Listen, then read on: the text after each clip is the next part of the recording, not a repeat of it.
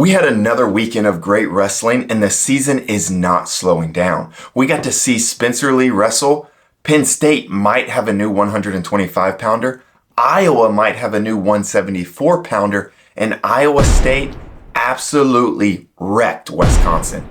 And if you stay to the end of the video, I'm going to give you a little sneak peek on who I think win that Cy-Hawk duel that's coming up this week. One of the best parts about next year being an Olympic year is that we get to see a lot more wrestling, especially from the senior level athletes as they try to qualify for the Olympic trials. So this past weekend, we had the Bill Farrell Invitational, and we got to see Spencer Lee wrestle for the first time since he had to pull out of the US Open due to injury. And let me just say this, the dude looks jacked. I mean, he looked really big. Still not sure how he consistently makes 125 pounds. But more importantly, he looked healthy. And his first 3 matches lasted a grand total of maybe 1 minute combined. And he had a win over junior silver medalist in Luke Lillidahl. So that is a quality victory. And in the finals, you got to see him wrestle Nico Megaludis. And it went the full 6 minutes. So aside from him looking strong and looking healthy, he also looked in good shape. He didn't seem to gas or get tired throughout the 6 minutes. He looked pretty fresh at the end of the match. There was a moment when I was watching and his knee started to get torqued and I was kind of doing this number like, oh no, please stop it. I don't want to see this.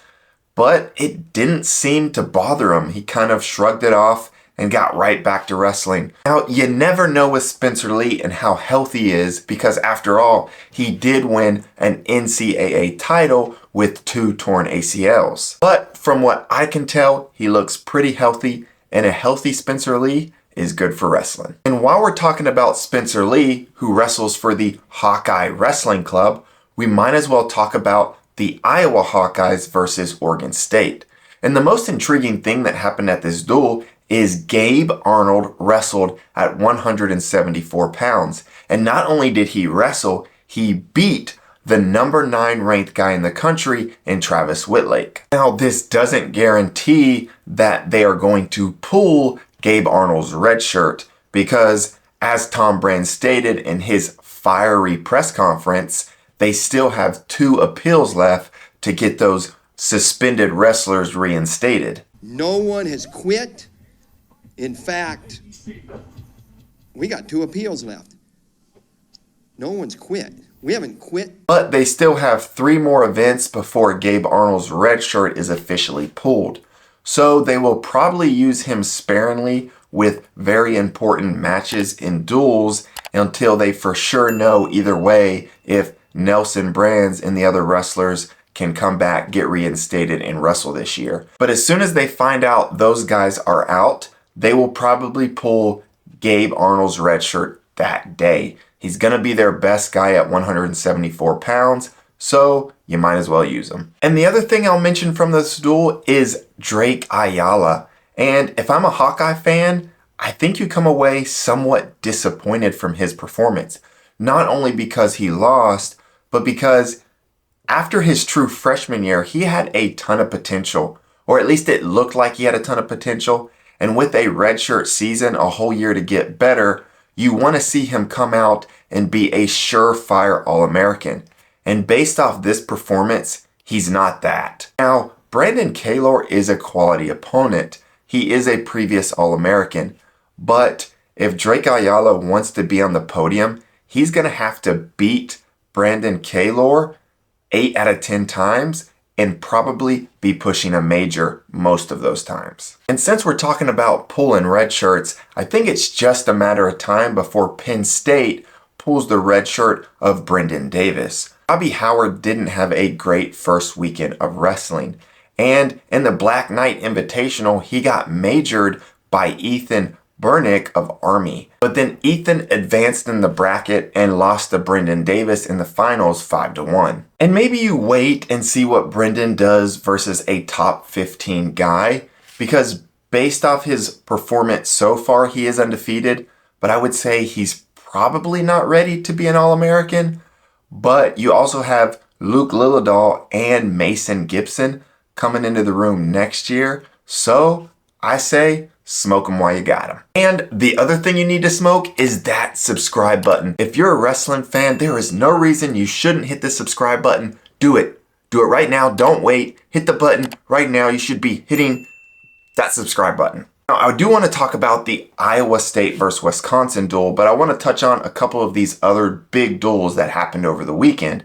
First, we had Virginia Tech versus Rutgers. And while Rutgers lost the duel, they have a pretty solid team. They could be sneaky good if they peak at the right time for the national tournament. They have Dean Peterson, Jackson Turley, Brian Soldano, John Poznansky, and their heavyweight transfer from Harvard, Slavakuski. And I think on the right day, any of those guys could end up on the podium. Now, like I said, they did lose the duel to Virginia Tech because Virginia Tech just doesn't have any weak spots in their lineup, and Virginia Tech's 4 big dogs all won their matches. They pulled off an upset or two and even got some bonus points along the way. And the other duel I want to touch on, Missouri versus Arizona State.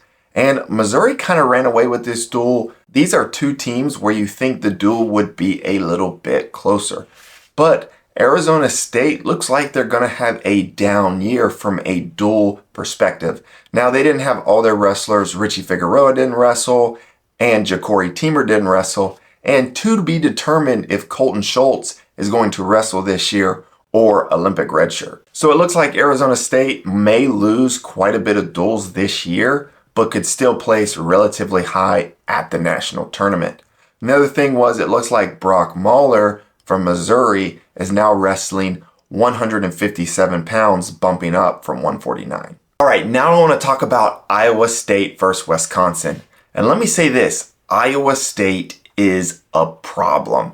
This is a really good lineup, and this was a bloodbath. They curb stomped, total destruction, total annihilation of Wisconsin. Not only did Iowa State win every single match, but they won 42-0. They got majors, tech falls, and pins all along the way. Tyson Terrakina looked fantastic versus a 2-time All-American, Eric Barnett. In fact, he beat him by a major decision.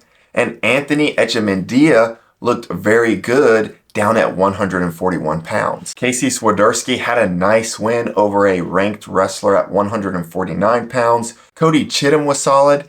And Younger Bastida looks like a good full-size heavyweight. So they have really good wrestlers that could make the podium from top to bottom. And the one Wisconsin wrestler that didn't totally get outmatched was Dean Hamidi. His only problem was he was going up against previous NCAA champion David Carr. And this match was pretty darn entertaining, although it was low scoring. David Carr won 2-0. There was a lot of really good wrestling exchanges in this match. Dean Hamidi is so stingy and so difficult to take down. David Carr was in on his legs for probably 3.5 to 4 minutes of the entire match, and he never got a takedown. Carr was able to win the match based off a third period rideout. Carr never scored a takedown on Dean Hamidi. I've always been really high on Dean Hamidi. He has great scrambling ability and obviously top-notch defense, but David Carr is a national champ for a reason. Iowa State is wrestling the Iowa Hawkeyes this coming Sunday. I'm putting my Cy-Hawk duel preview out this Thursday on Thanksgiving Day, so hit the subscribe button so you don't miss it. The key matches are going to be 125, 149, and 197. And I think bonus points might favor Iowa State. And oh yeah, subscribe.